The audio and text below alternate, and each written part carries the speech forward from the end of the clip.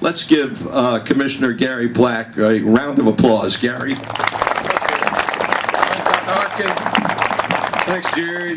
And ladies, I'm going to grab this thing a little bit. Y'all appreciate the chance to be here. Thank you for being here. That's what it's all about. Let me just tell you, if I were to ask the question, I bet we could get a pretty good shaking of heads. We live in a time of uncertainty. We have a lot of economic challenges, a lot of things that are out there that certainly are in front of us. But let me deliver you just a little bit of certainty this morning. I'm certain of several things, and I'm going to run through these real quickly. The first thing I'm certain of is I better not talk too long, and so I'm real certain of that. I am certain also that you now have a Georgia Department of Agriculture that understands the billion-dollar economic importance of urban agriculture. I am certain of that, and we appreciate the partnership with this university. That's another thing I'm very certain of, that we have a partnership now with the Department of Agriculture, the lead regulatory agency for agriculture. But that partnership is strong.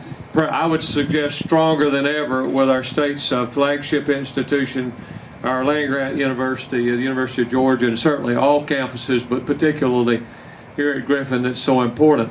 That partnership now is demonstrated in the fact that we're now I guess y'all somewhat of we're tenants now, we're partners in that we've moved some of our efforts of kind of decentralizing state government, and maybe that's our answer to some of the transportation woes. We're trying to get fewer of our people in Atlanta, and we've got some of them now here in Griffin with our plant industry division and Mike Evans and others that now we have offices here that we're very proud of, and continue to foster that working relationship.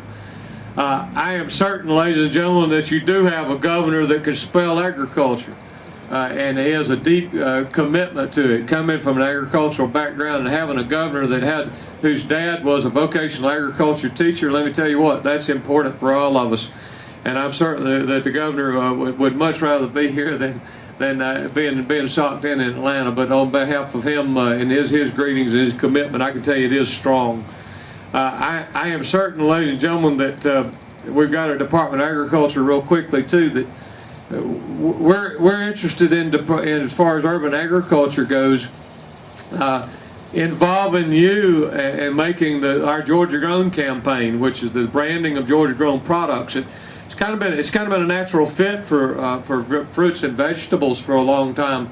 But I am certain of our commitment to making sure Mary Kay, others, Brian Toller, others in the ag industry and the urban ag industry, that Georgia Grown, when it comes to urban agriculture and those Georgia Grown companies that are active in urban agriculture, that you've got a partner in us, and we've really looked for some bright things to come in the future as we brand the agricultural services and agricultural practices all across our commodity spectrum.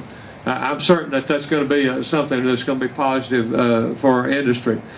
And lastly, the one that you've been most looking forward to, I'm certain that we ought to do a better job of recognizing heroes when they're in our midst.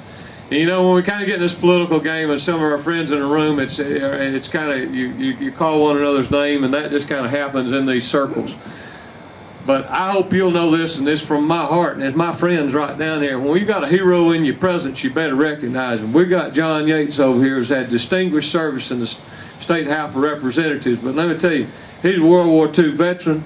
He's one of my heroes, and he serves this area well, and we ought to recognize him right now, and I'm grateful to him.